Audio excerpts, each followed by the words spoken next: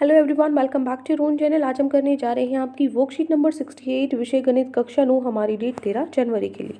तो चलिए स्टार्ट करते हैं। आज की वर्कशीट में हम जो अपना पार्ट पढ़ रहे थे वृत्त, उसी के अंदर आज एक और फ्रेम में करेंगे। इंपॉर्टेंट है बिल्कुल, बहुत मतलब 101% यहाँ से क्वेश्चन आपका ज़रूर आएगा। ठीक है, इस चैप्टर में यही सबसे इंपॉर्टेंट है।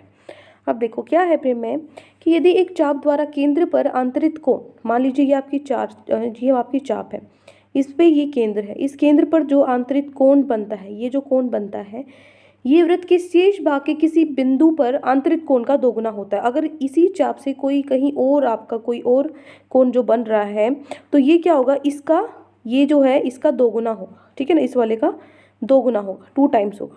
देखो इसको सिद्ध कैसे करेंगे हम। सबसे पहले आप एक वृत्त का चाप पी क्यू दिया है हमें, केंद्र ओ दिया है, और पी ओ क्यू हमें क्या दिया है, पी ओ क्यू, तथा वृत्त के शेष भाग के लिए बिंदु ए पी ए क्यू बनाता है। ठीक है, ये दो कोण आपके बनाते हैं। तो हमें सिद्ध क्या करना है कि जो पी ओ क्यू है ना, जो पी ओ क्यू है, ये जो पी ओ क्यू है, ये क्या है, 2 गुना है पी ए क्यू का। ठीक है, सो आकृति में दी गई 3 विभिन्न स्थितियों पर विचार कीजिए। आपको क्या करना है, मान लीजिए आपका ये फर्स्ट सेकंड थर्ड, इसमें 3 केस हम लेके चल रहे हैं। ठीक है, 3 स्थितियां लेके चल रहे हैं। पहले में हम क्या ले रहे हैं, चाप जो पी क्यू है उसको लघु चाप ले रहे हैं। ठीक है, छोटी। उसके बाद पी क्यू को क्या ले रहे हैं, बीचों बीच ले रहे हैं, मतलब बिल्कुल अर्धवृत्त।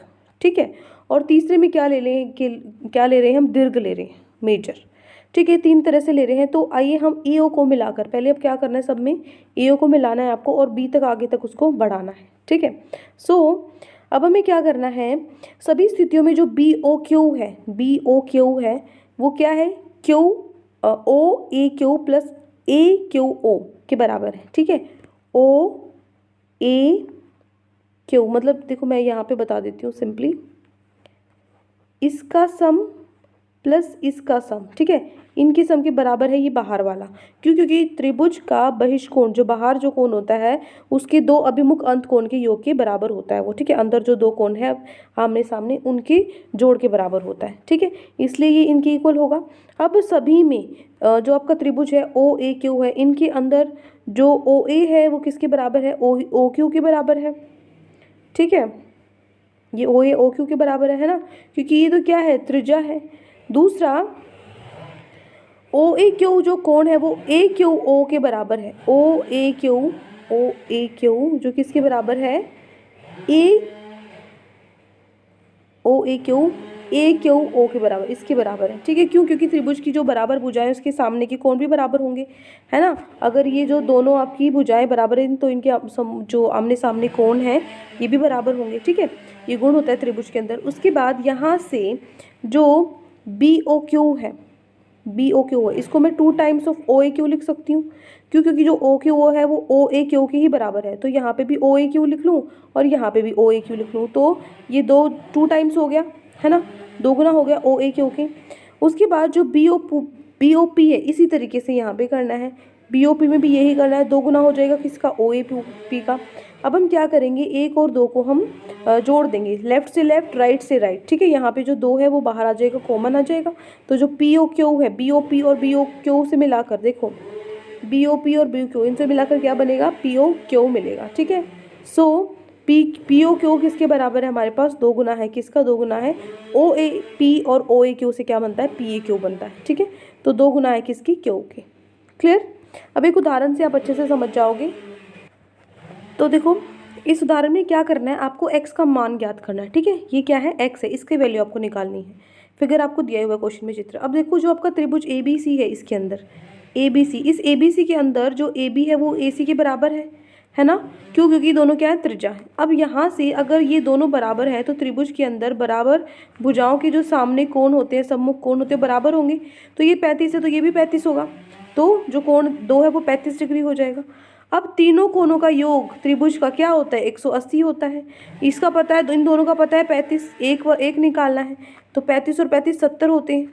कोण 1 निकालना है, तो 180 में से 70 घटा दो, 110। तो आपका जो कोण 1 है वो कितना हो गया, 110 डिग्री आ गया। अब 110 आ गया। अब इस पूरा कितना होता है, संपूर्ण कोण होता है 360। 360 में से अगर हम 110 घटा दें तो बाहर वाला हिस्सा आ जाएगा, कितना हो जाएगा, 360 में से 110 घटाओगे 250 आएगा। अब जो ये 250 है, जो 250 है, इसका क्या हो जाएगा, आधा हो जाएगा x, है ना। क्योंकि ये जो आपकी चाप है, ये आपकी चाप है शायद, है ना, इस चाप में से आप ये जो कोण बन रहा है, ठीक है, और इसी चाप पे आपका ये कोण बनेगा। तो क्या होगा यहाँ पे, इसका क्या हो जाएगा, ये इसका आधा हो जाएगा। तो 250 का आधा क्या होता है, 125। हमारे जो x का मान है वो कितना हो जाएगा, 125 होगा। केंद्र पर जो आपका वो बन रहा है, कोण बन रहा है, उसका आधा हो जाएगा। वृत्त पर बाकी जगह कोई कोण अगर बन रहा है, शर्त क्या है, सिर्फ जो आपकी चाप है वो समान होनी चाहिए, एक होनी चाहिए दोनों की, ठीक है। चलिए अब हम चलते हैं हमारे प्रश्न उत्तर पे। तो 2 ही क्वेश्चन आज आपकी वर्कशीट में गिवन है आपको। पहला आपका प्रश्न है, आकृति में केंद्र O वाले एक वृत्त पर 3 बिंदु ए बी सी 3 बिंदु दिए हुए हैं वृत्त पर, इस प्रकार दी हुई हैं कि जो BOC है ये 30 डिग्री है, और AOB है जो ये कितना है आपका 60 डिग्री है। तो यदि चाप ABC के अतिरिक्त वृत्त पर D एक बिंदु है, ठीक है,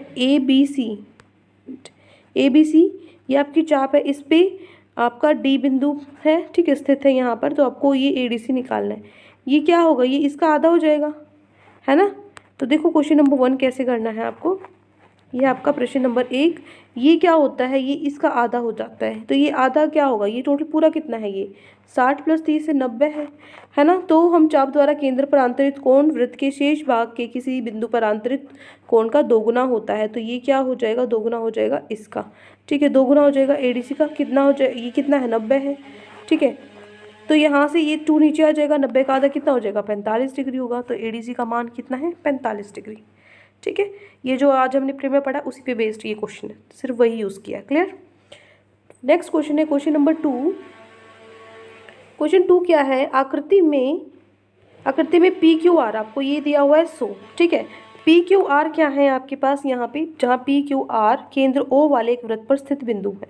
तो आपको OPR ज्ञात करना है, OPR, ठीक है, OPR ये जो बीच वाला है ना, ये ज्ञात करना है आपको। देखो